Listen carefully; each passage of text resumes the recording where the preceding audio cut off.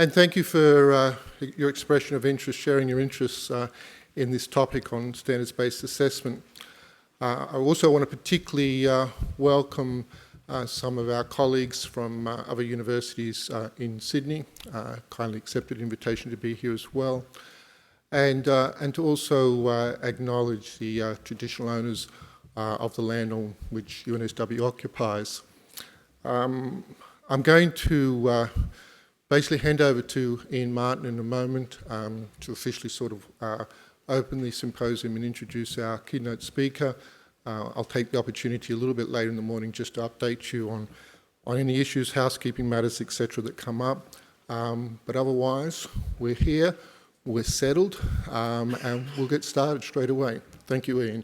Thanks very much, Phil. Can I extend my welcome both personally on behalf of UNSW to colleagues from our own institution, others, and in particular to our guest speakers who've agreed to help make today, I think, a very important and insightful day for us. So, for those of you who don't know me, I'm Ian Martin. I'm the DVC academic at UNSW.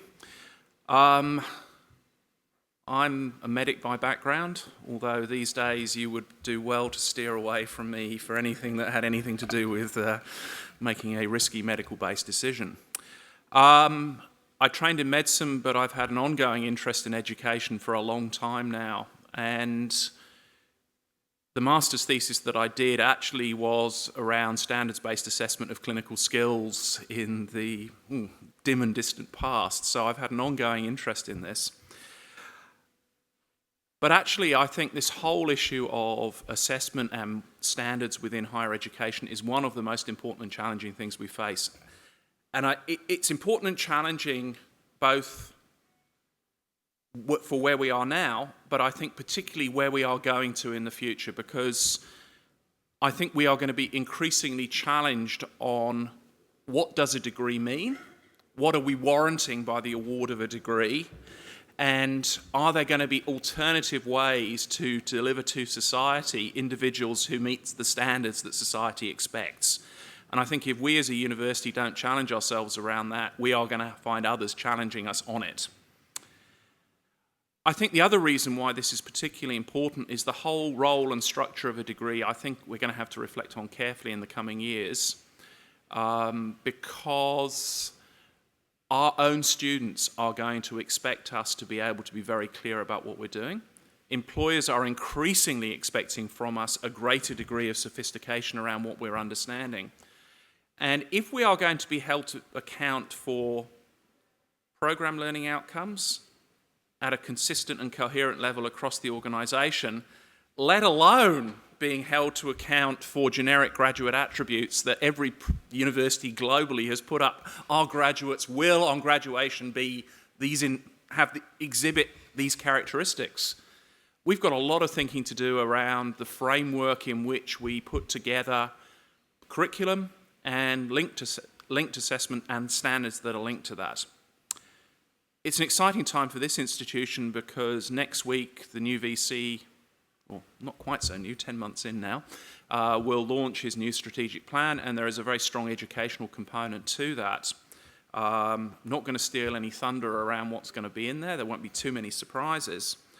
But I think one of the strands that will come from the educational strategy will be a very clear focus on attainment. Now, we've, as a sector, talked a lot about attrition, but we've talked much less about attainment and how we understand and describe attainment. And for us, that's particularly important. We bring in a pretty bright cohort of students into the organisation.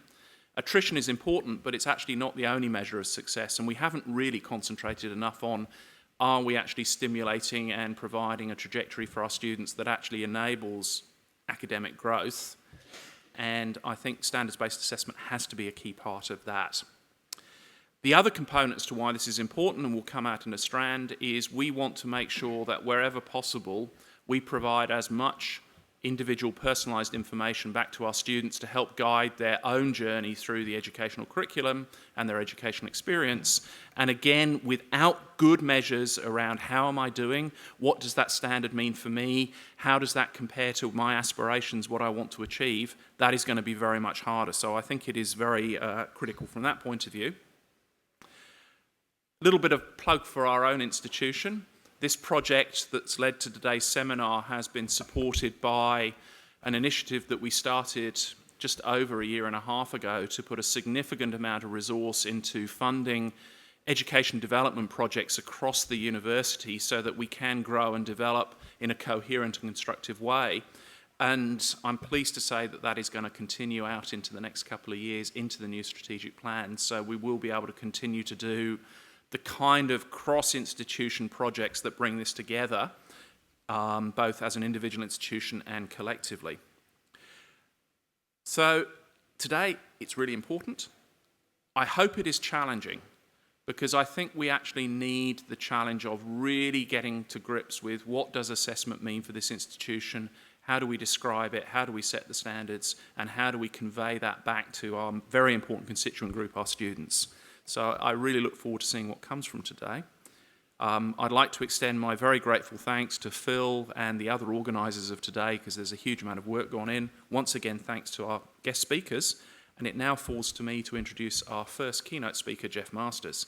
So Geoff is the Chief Executive Officer of the Australian Council for Educational Research. He has a PhD in educational measurement from a little-known institution called the University of Chicago. And he's published widely in the fields of educational assessment and research. He's served on a very wide range of bodies and has made a huge contribution to global education, largely within the compulsory sector, but going beyond that in a number of areas. He's currently a member of the Advisory Board for the Science of Learning Research Centre, the ABC Digital Education Advisory Board, and the Board of Life Education Australia, and the Board of the Academy of Education, Arts and Sciences. It's now my very great pleasure to ask Geoff to come up and give our keynote lecture. Thank you very much, Geoff.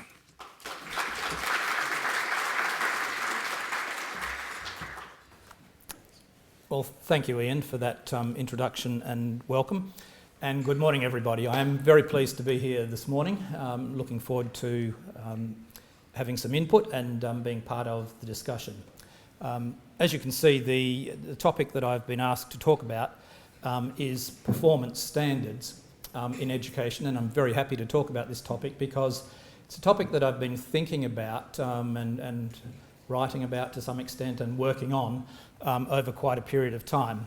As Ian said, largely in the school sector, but in a range of educational contexts, actually. So very, very willing to accept and happy to accept the invitation to be here and looking forward to the conversation that we'll have during the course of the day. Perhaps a starting point in addressing this topic is to think about the traditional way of conceptualising teaching, learning, assessing, grading, because there is a traditional model that I think most of us have in our minds. It's one that's very familiar to us, it's one that we've accepted over time, and it goes something like this. There's a specification of what teachers are to teach. It's course content, it's a syllabus, curriculum, but it's a specification of the material that's to be taught. Not just factual and procedural knowledge, but content of the course. The role of the teacher is to teach that content. The job of students is to learn the content that teachers teach. And the role of assessment is to establish how well, how much, often, of what the teacher has taught students have successfully learnt. And they're then graded accordingly. So students who learnt most of what was taught obviously achieve high grades. Students who learn little of what was taught achieve low grades. So it's pretty familiar model. We know what it's all about. We understand it. We've experienced it ourselves as students, as teachers. And it leads, as I say, to a set of grades that reflect how well students have learnt what they've been taught. Grades themselves, like A to E grades or high distinctions and so on, grades themselves have not always been part of the education landscape. It's interesting to observe that grading really only came into existence in the late 19th century. It started in a couple of higher education institutions in the US, and then spread fairly rapidly. But A to E grades before the end of the 19th century were really unknown. It's not the way that that people recorded how well students had learnt what they'd been taught. And institutions differ in their bases for awarding grades, as you'll know. In some cases, the decision is made that if students score above a particular percentage, then they will achieve the top grade, and so on down the line. So 85% may lead to a particular grade. That's one approach. A second approach that some institutions use is to grade on the curve, as it's sometimes called, to say that we're going to assign the top grade to a fixed percentage of students. So that's determined ahead of time. It's known that the top X percent of students will achieve the highest grade. There are observations to be made about both those methods of assigning grades. The first observation is that if you base your rule on a percentage, it depends on a percentage score on an assessment. What a high grade means depends on the tasks that you've used in your assessment process. So, for example, 85% doesn't have an absolute meaning. It's 85% of what? If you write an easier exam, then you lower the standard represented by 85%. Do you understand what I'm saying? If you write a more difficult examination, then you raise the standard. So while we might think of these things as absolute, they're not. In fact, they're very dependent on the difficulties of the assessment processes that we put in place, and then how we judge students in relation to those. On the other hand, if you grade on the curve and decide to assign a fixed percentage of students the particular grades, then the standard depends on the cohort of students.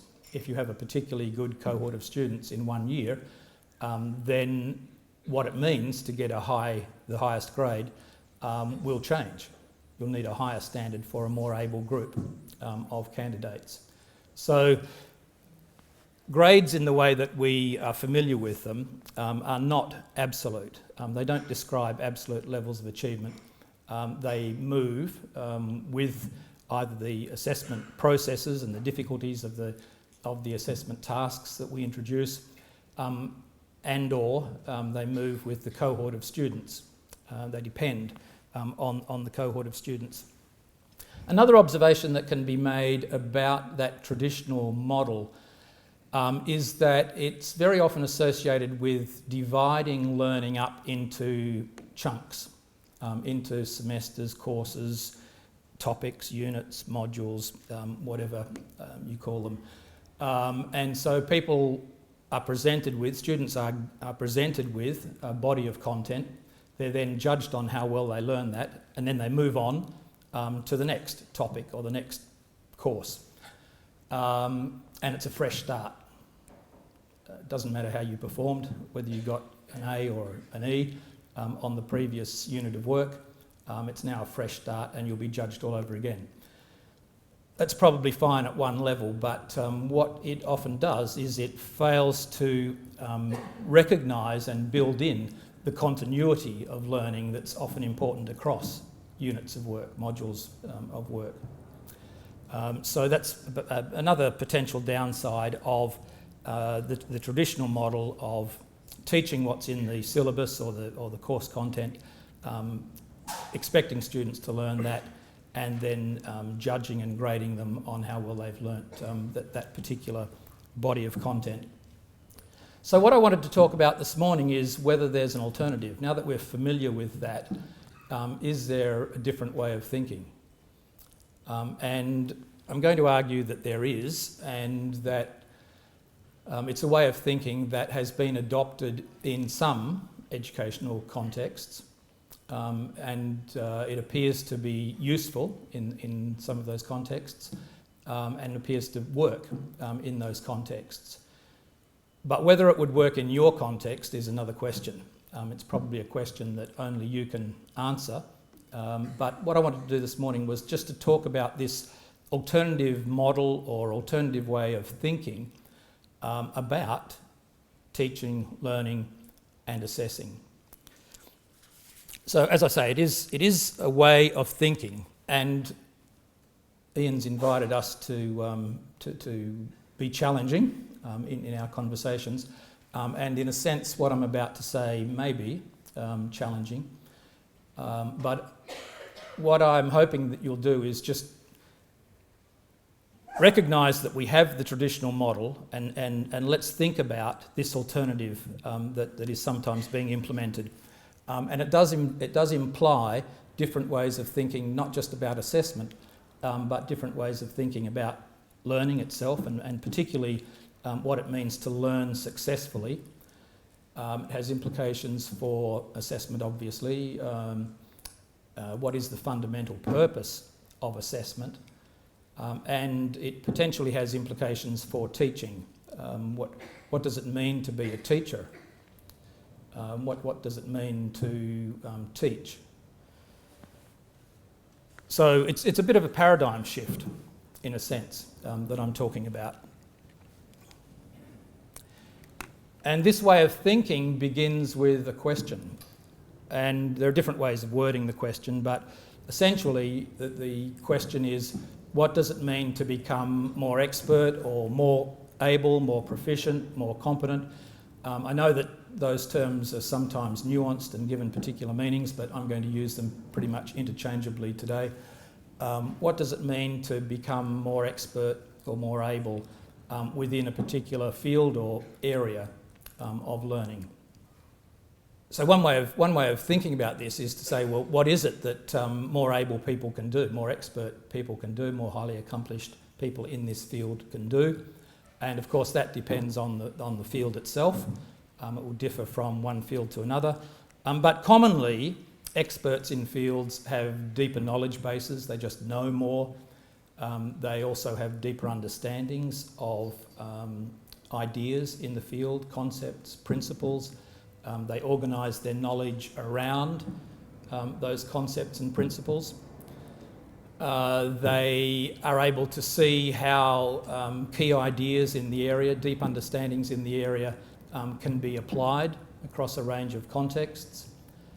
They understand the various contexts to which ideas can be applied. So the psychologists talk about this as conditionalised knowledge, knowing the conditions under which the knowledge applies.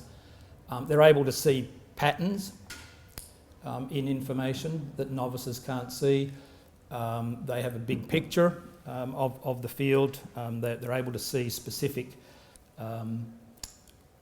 instances as examples of more general ideas, more general principles. And of course, often they develop skills, higher level skills. They become,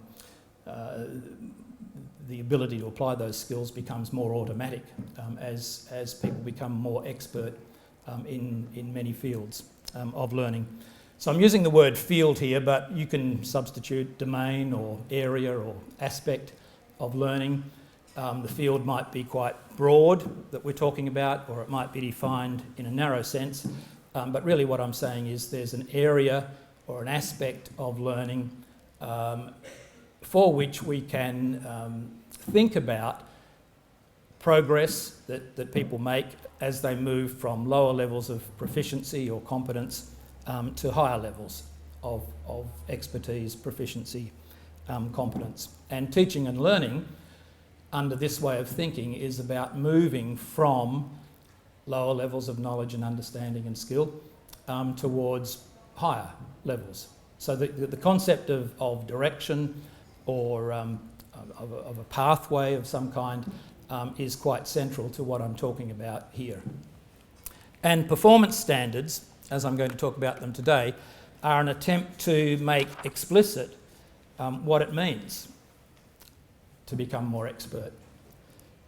So performance standards, there are a couple of ideas here. One is that performance standards don't just describe what expert practice looks like, they actually describe what it means to become more expert. So there are levels of expertise or levels of increasing understanding or proficiency within an area of learning. So that's one idea, that standards describe not just expert performance, but what it means to become more expert. Another important idea here is that the performance standards are absolute in the sense that they don't depend on particular methods of assessment. They don't depend on how people perform on a particular examination or portfolio or other form of assessment, and they don't depend on particular cohorts. This is an attempt to describe what it means to become more expert independently of specific methods of assessment or specific assessment activities, and independently of the particular cohort. So absolute rather than relative, as traditional grades tend to be. So, as I said, performance standards describe. They describe in words our understanding of what it means to become more proficient or more expert. And they're accompanied by illustrations. Words are fine up to a point, but of course words are open to interpretation always. And so people who work with performance standards of this kind understand that it's important both to have the words to describe what we're talking about, but also some concrete examples, some illustrations that are an important part of the communication of what the standard actually means. So words by themselves are not enough. The examples by themselves are usually not enough either, because they require some annotation that draws attention to the salient features of the examples to make clear why they represent a particular standard, a particular level of performance. And it's usual, as I say here, it's usual to develop standards, frameworks of this kind, by dividing the performance standards into a set of levels, sometimes called proficiency bands, performance standards if you like, but a number of levels that are described and illustrated. How many? There's no answer to that. It depends on how many can be usefully differentiated, sensibly differentiated, and that in turn often depends on the range that the set of levels is intended to cover. It may or may not be specific to 1 year level, for example. The set of levels may be intended to run across more than 1 year of learning. So, described in words, illustrated with examples, concrete examples, each of these performance standards, and divided into convenient, somewhat arbitrary but convenient levels or bands, standards of performance that can be usefully differentiated in practice. Another feature of the standards frameworks or performance standards is that they describe what students typically are able to do at these levels. So they're probabilistic, not deterministic. If a student's at a particular standard within an area of learning, then we can describe reasonably well the sorts of things we would expect to be able to see at that level, but not with 100% certainty. So this is a bit of a distinction between what I'm describing here and competency-based approaches that are often adopted to assessment, where in a competency-based approach, normally the decision is yes or no. Now that might be very important for some kinds of learning. It may be very important to know that a person can use a particular instrument in the correct way, or they can follow a set of processes in exactly the right way. And so the observation is yes or no, either they can or they can't. But in performance standards generally, it's a probabilistic statement that's being made. This is the standard that we conclude that the student is at. And these are the sorts of things that typify that standard, the sorts of things the person's likely to know and understand and be able to do at that level of performance. And not only are performance standards absolute in the sense of not being dependent on a particular assessment activity or particular method of assessment, and absolute in the sense of not being dependent on a particular cohort, but very often they are also independent of any particular year group or any particular age. So not all standards are of this kind.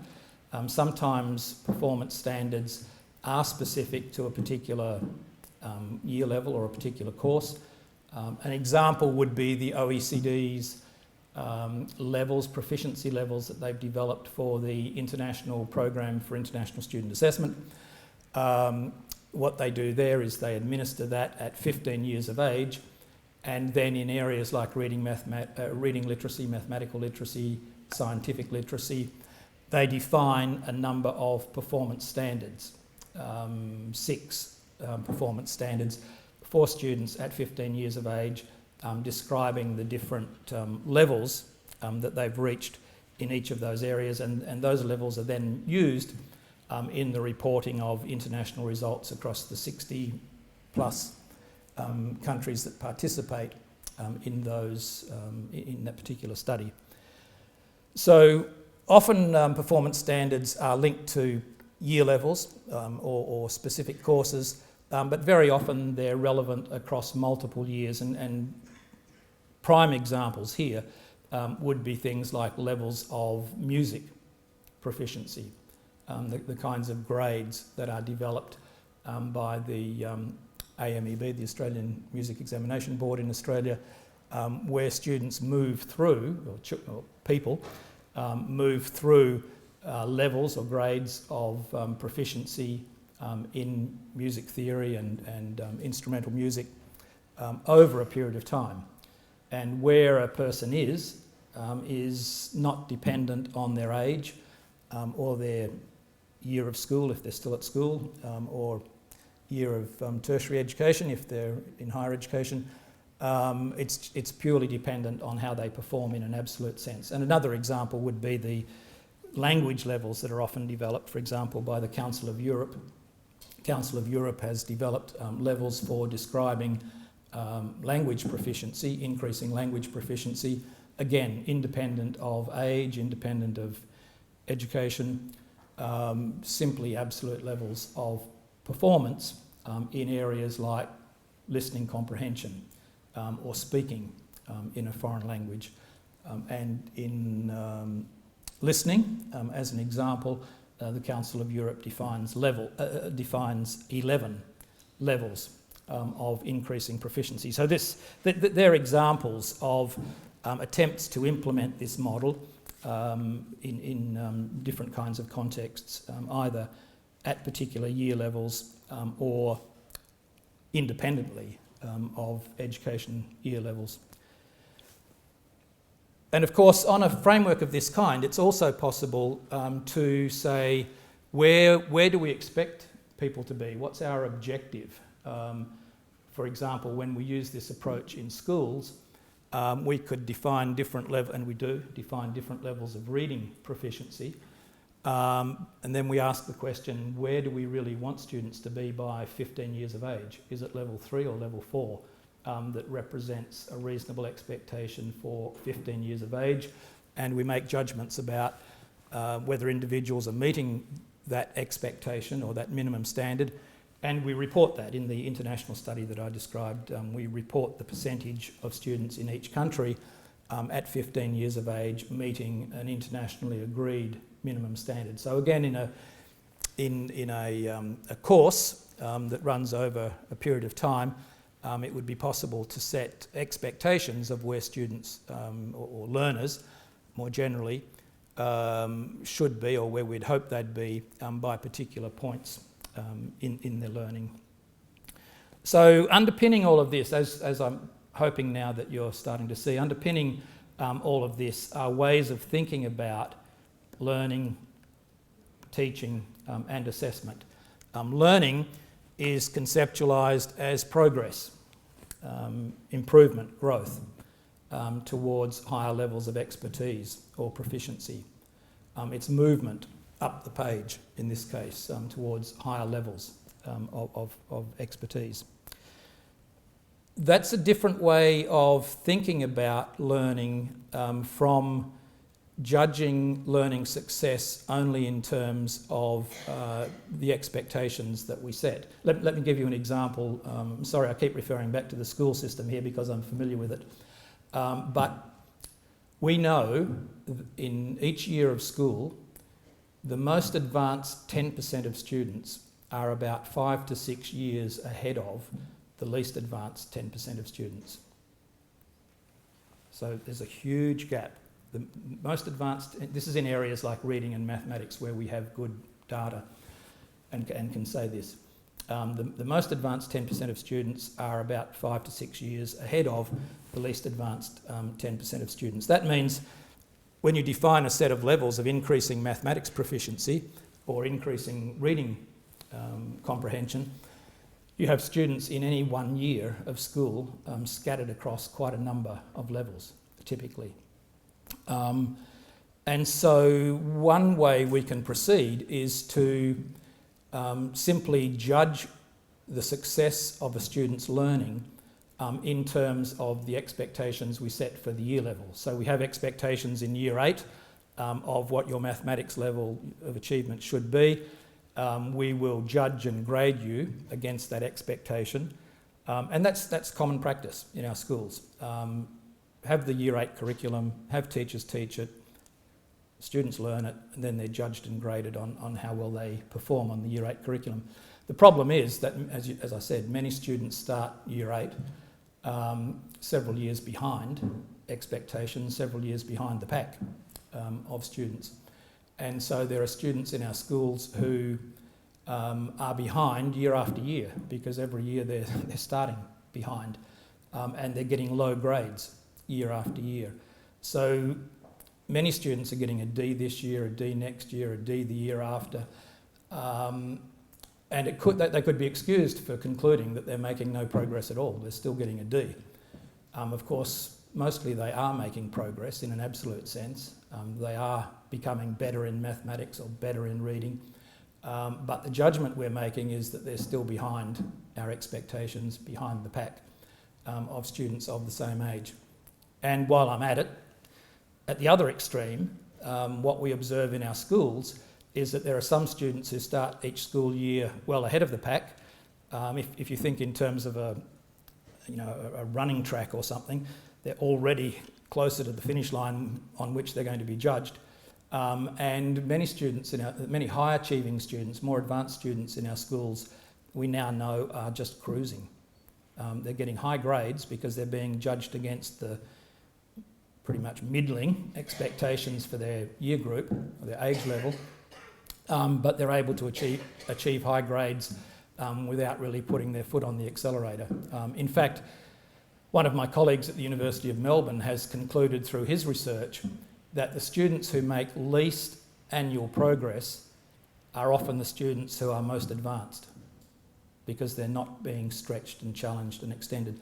And he has also found that stretching and extending the most advanced students is what teachers find most difficult. They can work with the low achievers, but when it comes to challenging and extending the high achievers, they're not always sure how to do that. So learning, the point I'm making here is under this model, learning is conceptualised as progress, and one way of thinking about successful learning is good progress. I sometimes say that what we should be expecting is that every learner will make excellent progress over the course of a year, regardless of their starting point. It's not to say we might not also have year level expectations and say we really would like people that by this point in their education to achieve this absolute standard. But we know, and I'm sure it's true in higher education courses as well often, that students will be at very different starting points in their learning So it's a way of thinking about learning, not just judging learning success in terms of common expectations, but thinking about learning as improvement or progress or growth in the direction of higher levels of proficiency. Similarly, assessment becomes a process of establishing where students are in relation to these performance standards, these levels of proficiency.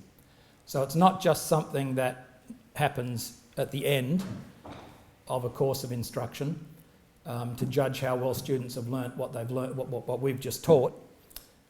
It's a process of understanding what we're dealing with. And often one of the most effective uses of assessment is to establish starting points, to establish and understand what it is you're dealing with before you start teaching. Now, again, coming back to the school sector, it's very often the case that what teachers do is they say, I'm a Year 8 teacher, we have a Year 8 curriculum, this is a Year 8 class, I'll just teach the Year 8 curriculum. That's very much a delivery model of teaching. My job is to deliver the course content, the syllabus, the curriculum.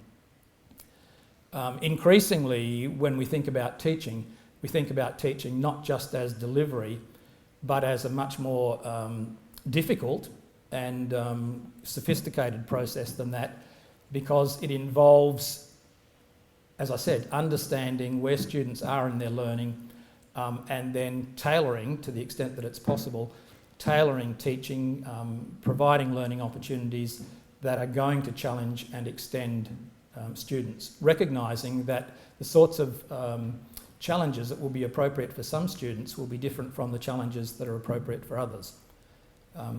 Again, from psychology, we know that if you want to maximise learning for an individual, the best thing you can do is to provide them with learning challenges that are just beyond where they're currently at.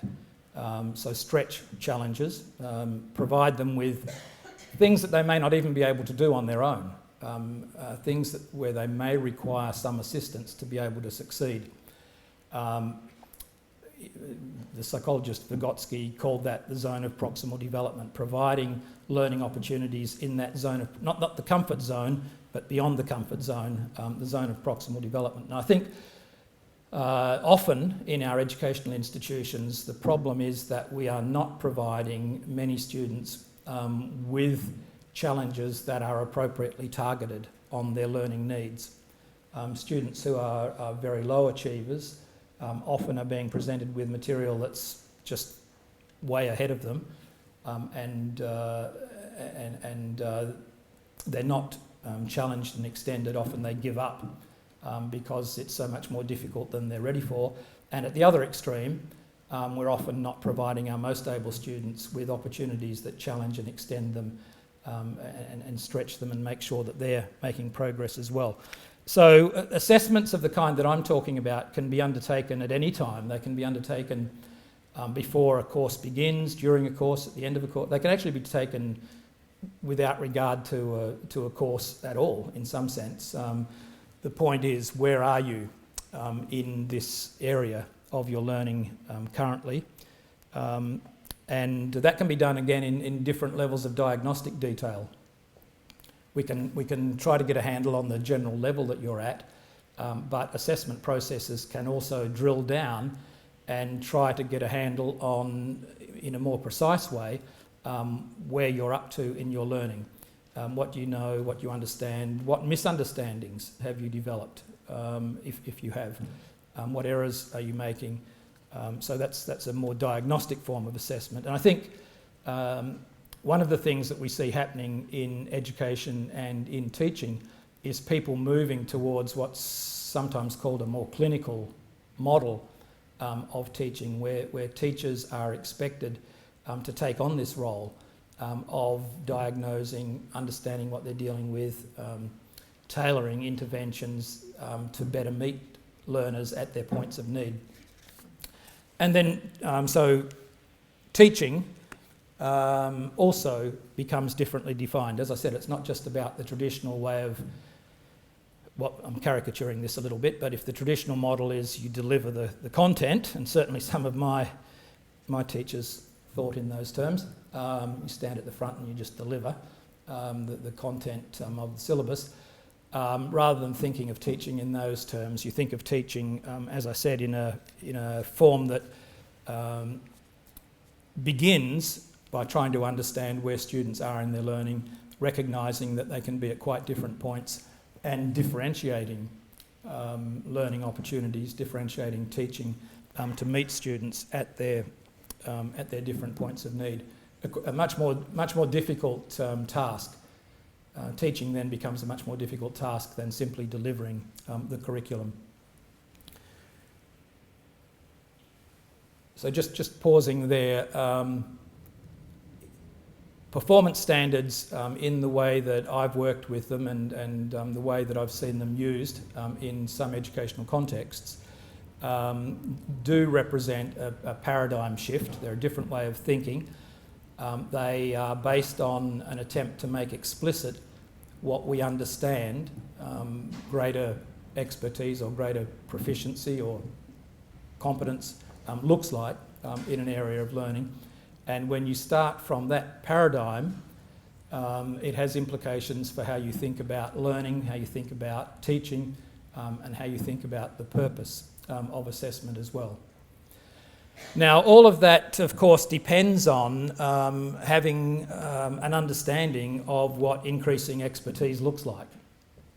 And so it's important that there's a mapping of the learning domain. The whole exercise actually depends on mapping the domain of learning, or the area of learning that we're talking about.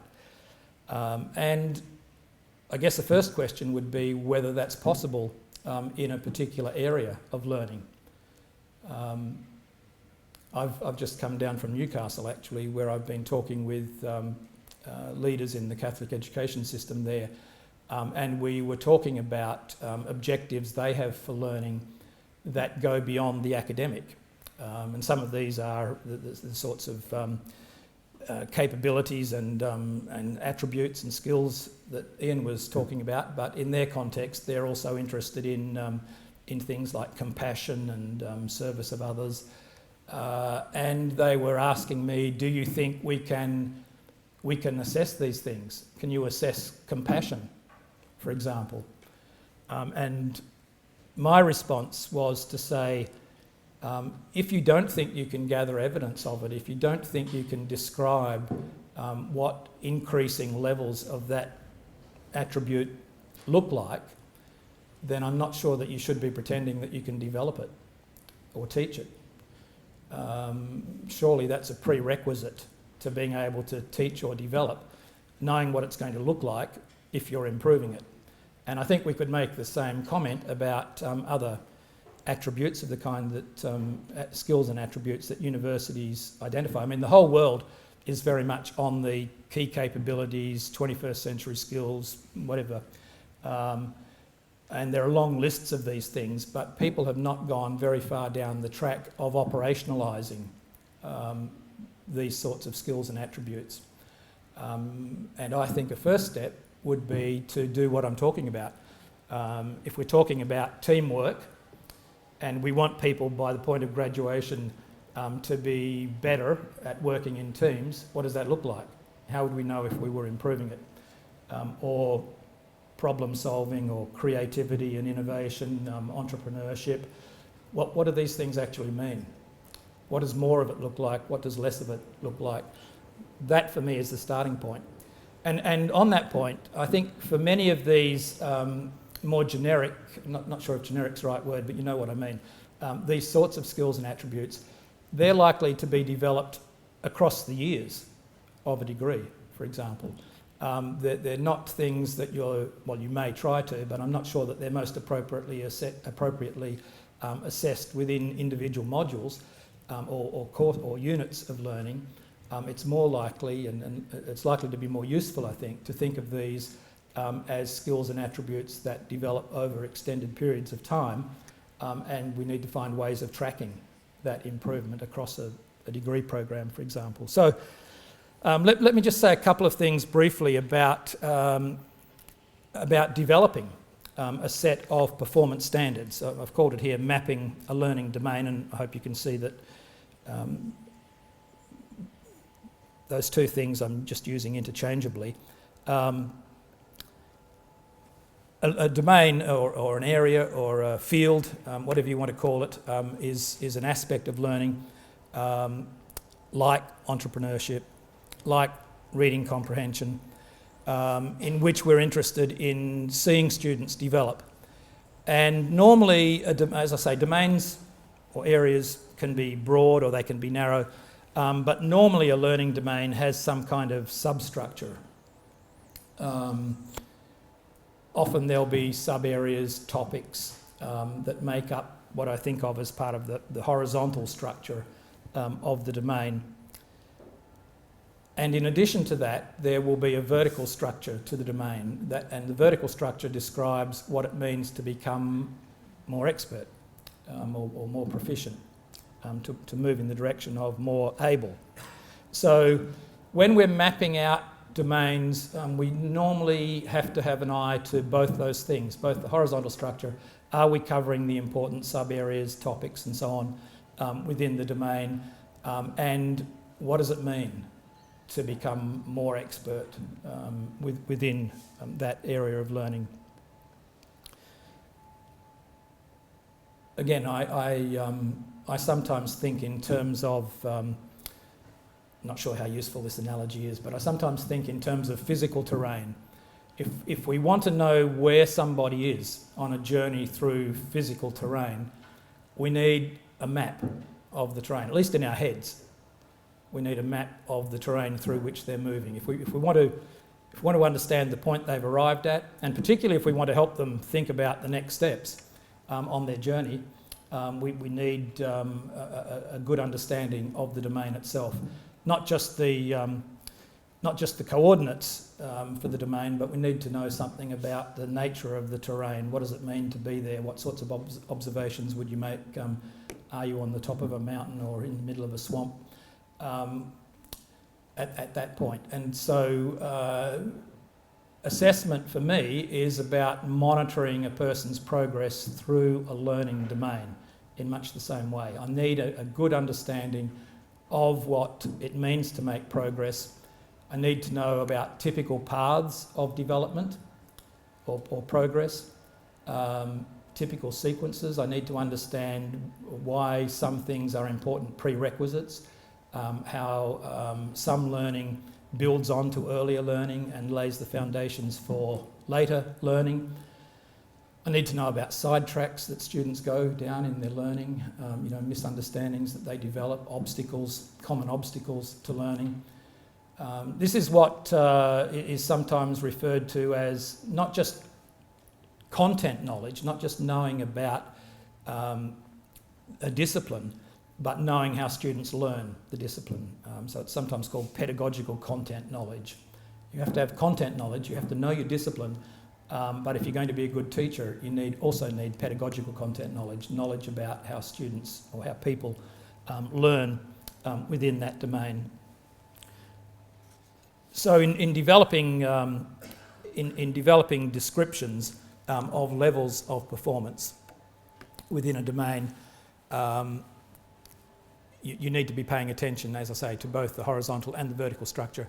And needs to be informed. One way of doing this would be to just say, let's get a group of experts, however we define that, but let's get a group of people together, and we're interested in developing good assessments of entrepreneurship, since I said that. How would we do that? How would we assess students if we were interested in doing that in their levels of entrepreneurship? What would high levels look like? What would low levels look like? Let's just have a go at mapping that out as a group and trying to describe that. That might be a very good starting point, but the point I'm making here is that I think it's also important to gather evidence from practice as well, to look at how that particular area of learning develops in practice? What are typical ways in which that develops? So that's what I mean by empirical studies, gathering observations from practice about how learning develops within the domain. But it shouldn't be entirely atheoretical either. Often what we can do then is to start seeing patterns, start seeing sequences and develop theories about the nature of learning. So it's as I say here, it's an iterative process through which we gather information. We might start with our best guesses. We gather information to inform that process, and we hope that along the way we actually can see in a more theoretical sense what's going on as people learn within that aspect of their learning. And it's not a simple thing to do. It requires quite a lot of effort to do this properly. It does require expert input. It does require the collection of observations and evidence. And it's an ongoing process of enriching our understanding of what progress looks like through a learning domain. We can continue to find better words to describe it. We can continue to find better examples to illustrate what we mean by particular levels of performance. And as I've already said, but I'll just repeat for emphasis, it's always possible to make decisions about minimum expectations in relation to a framework like this, and to make judgments about the extent to which those minimum expectations are being met. Let me just say something about assessment processes or assessment activities.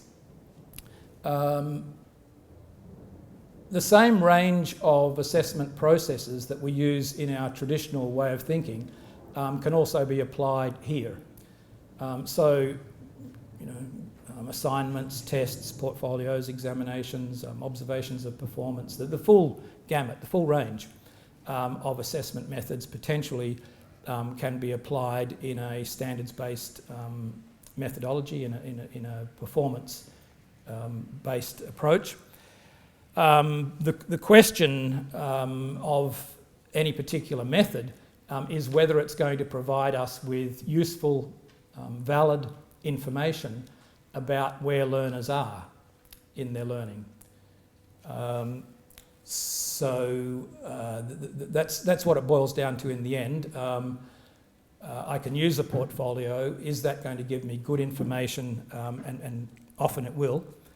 Is that going to give me good information about where students are in terms of this set of performance standards? So the purpose of the assessment tasks is to give us observations that we can use to infer where students are, what level of performance they're at. And again, this is a point that, in my experience, people don't always understand, that tasks, many tasks, not all tasks, but many tasks are simply convenient opportunities to collect observations.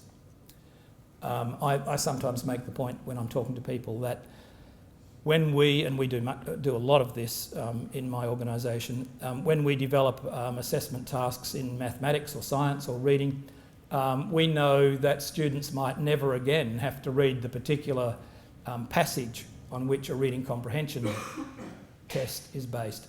They might never again in their lives encounter that passage. They might never again have to answer the questions on a mathematics, the particular questions on a mathematics test that we ask.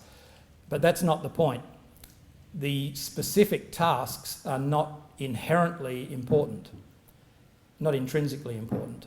They are important only to the extent that they are providing us with useful information about what we're really interested in, which is the student's underlying level of mathematics achievement or the student's underlying level of reading comprehension. Do you understand what I'm saying? So tasks are, as I say, instrumental.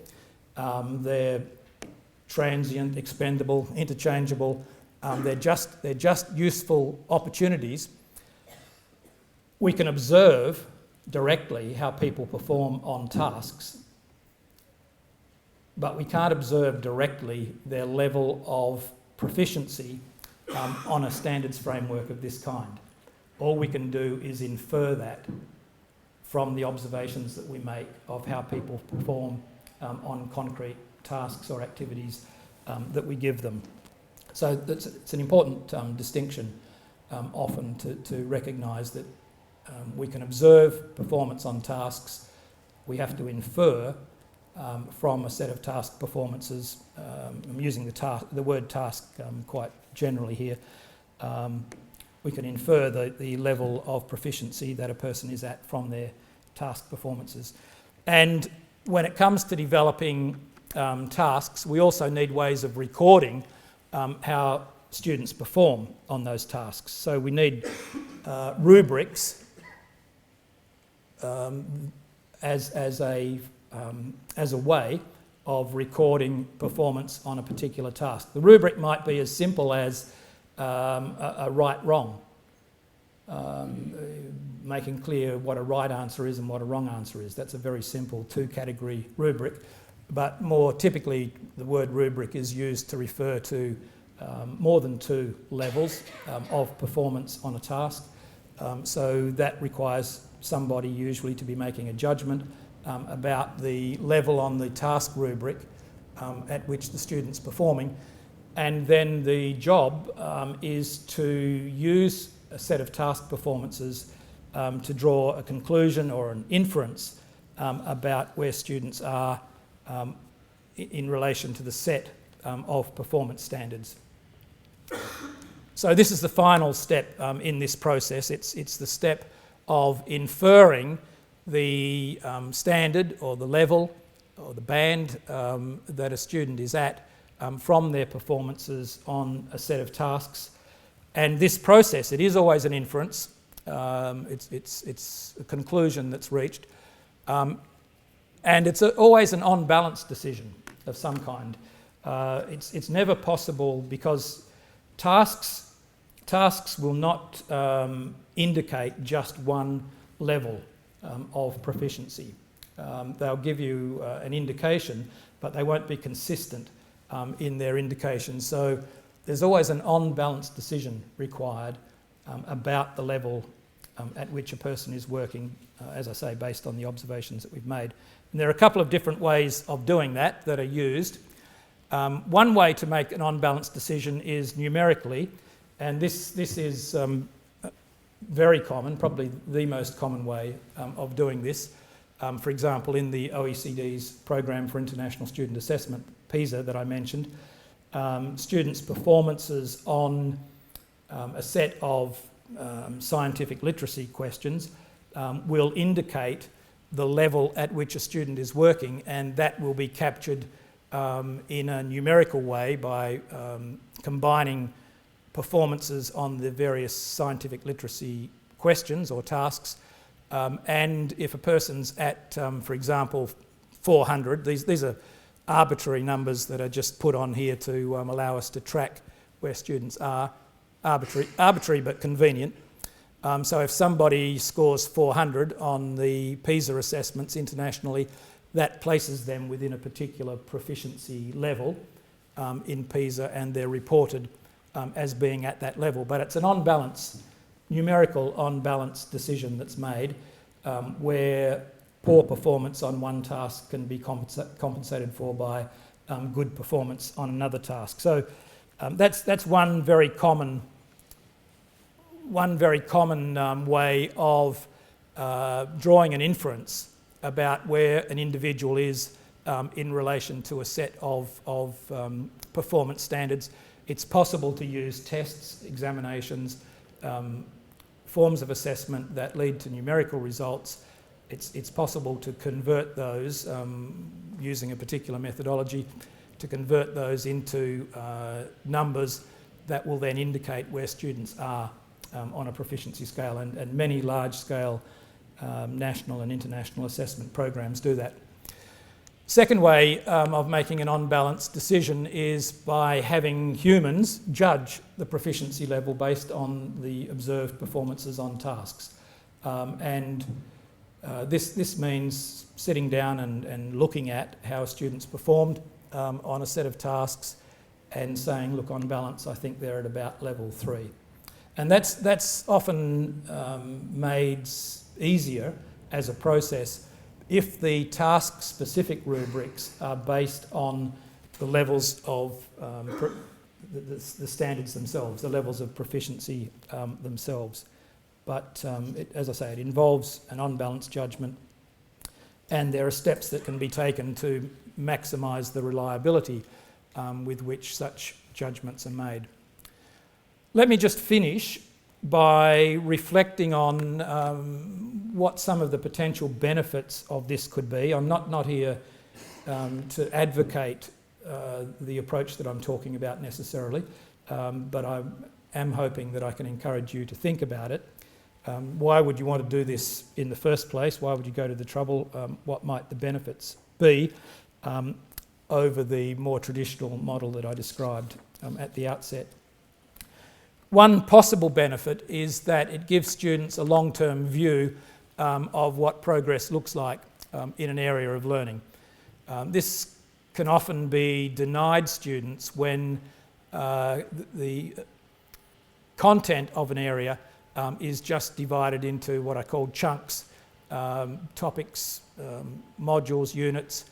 Often it's not possible to see what long-term progress looks like. So one possible benefit is that it does help students think. It gives them a map, if you like, gives them a map of what the area looks like, where they're up to, what comes next, what they might need to work on next if they're to move to the next level. So it gives them potentially a big picture of what learning in the area looks like.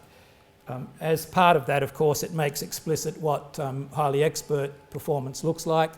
Often for students that could be a long-term aspiration, but it is possible to, with a set of performance standards of this kind, it's possible to communicate to students what we understand expert performance to look like, and that might not be something they can achieve anytime soon, but it gives them an idea of where they may like to be headed. It's also possible that this model provides a better focus on things that develop over extended periods of time. So as I said, there are some things, some skills, attributes, knowledge, understandings that really only develop over years, not just over weeks or months, but deeper understandings, more sophisticated skills often develop over extended periods of time, and developing performance standards that describe progress towards greater expertise may encourage a focus on those sorts of things that do develop, rather than a focus on potentially more superficial forms of learning, factual and procedural knowledge and so on, that might be the focus of a particular unit of learning. And as I've said a couple of times, they provide students with a better understanding of the points they've reached in their learning and what they need to work on next. So again, possibly a way of better meeting the needs of individual learners, recognising where they're actually at in their learning, not trying to infer what they need from the fact that they're in third year, or infer what they need from their age or year level, as I say, but going to the trouble of understanding where they're at, helping them think about what realistic goals are for the next steps in their learning, and in that way differentiating teaching and learning and better meeting the needs of individuals. And providing through that a basis for monitoring progress. As I said, if a student is getting a low grade year after year, I used the example of a D, there's no indication of the progress they're actually making in that form of reporting.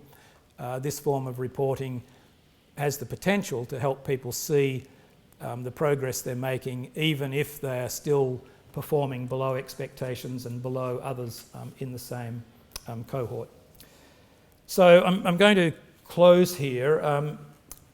As I said, What I've tried to describe here is a particular way of thinking, a particular way of thinking about teaching and learning and assessing. I know that it works in some contexts. I know that it's useful in some educational contexts. Whether it can be applied usefully in your context or in some parts of your context is a question that only you can answer. But I'm hoping that I've shown you enough of this alternative way of thinking for you to be able to think about those questions. Thank you.